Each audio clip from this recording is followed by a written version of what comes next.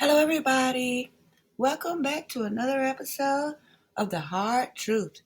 Today, I want to talk about the phone ping information in the PCA and how Kopacka could really be connected to all of this. I also want to address the whereabouts of Dylan and Bethany during this fateful night. Okay? And so, I would love for you to grab a nice hot cup of coffee or a nice cup of tea as we begin our story.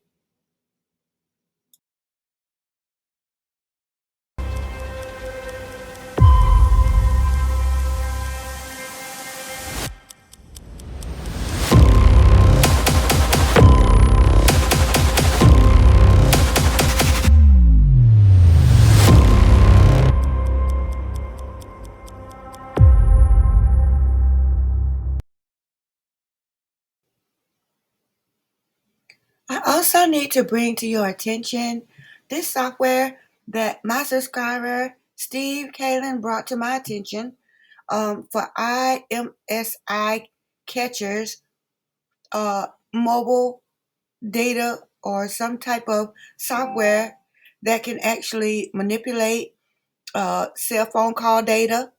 Okay, and it says, I was thinking about in the PCA where it said Opie consulted with the FBI, and then after his consultation with the FBI and CAST, all of a sudden he's able to determine the route Kohberger took. Because remember, all of these cell phone pings and information in the PCA is given by Opie. It's Opie's perspective.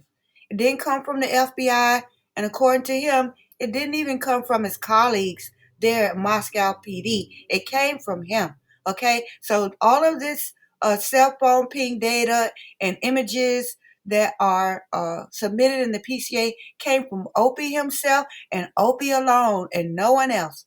Okay, so look at this paragraph, mobile man in the middle of text. It says IMSI catchers or stingrays work by acting as fake cell phone towers.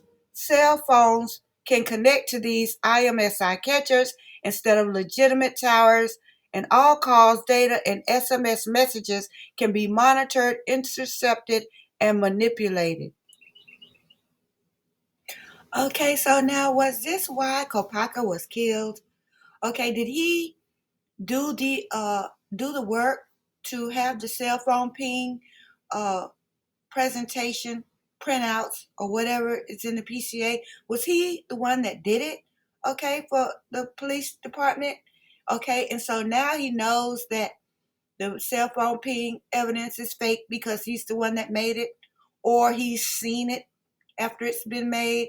Okay, if Kopacka was the IT man, because we've already proven that there's not very much evidence that he was a security guard.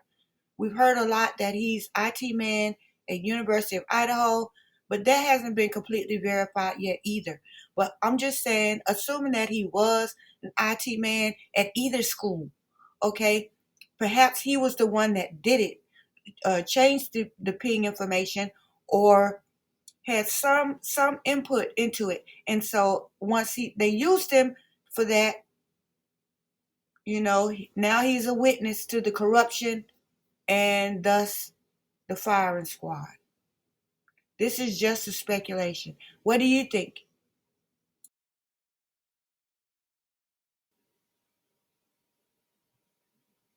Now here's a guy talking about the route that Brian Kohberger had to take according to the PCA. He's actually over there in Pullman, and he's saying that the route, the cell phone ping route information in the PCA doesn't make sense. For a couple of reasons, and one is for, of course, this is where the kids went. Another fraternity room, and this is the road that Kohberger should have took, but instead he takes the main. Alrighty, guys, how we doing? I'm here at the University of Idaho, right in front of the library. Now, I made a stop here for a couple of reasons, and one is for, of course, this is where the kids went, and number two is because of this road right here. Now, this road goes directly straight to the kid's house. He goes right to the fraternity room, and this is the road that Kohberger should have took, but instead, he takes the main highway across the street.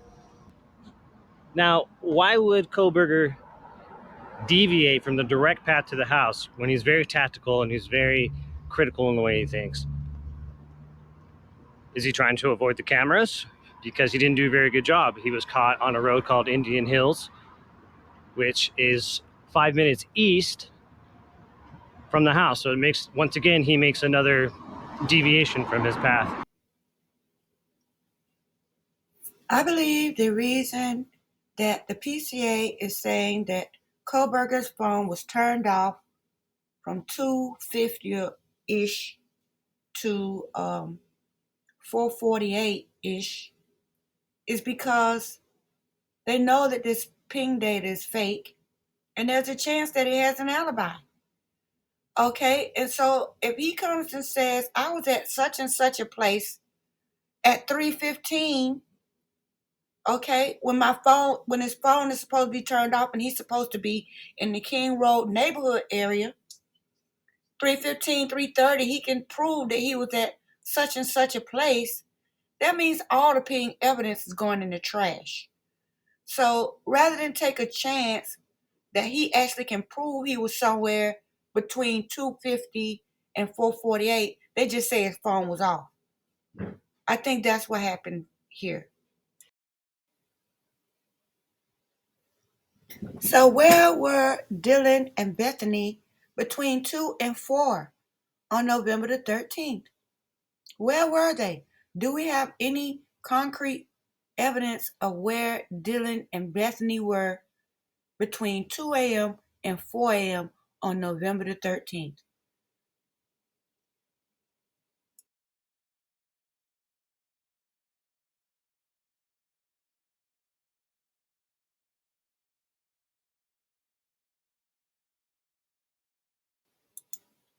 Okay, this is what's really happening.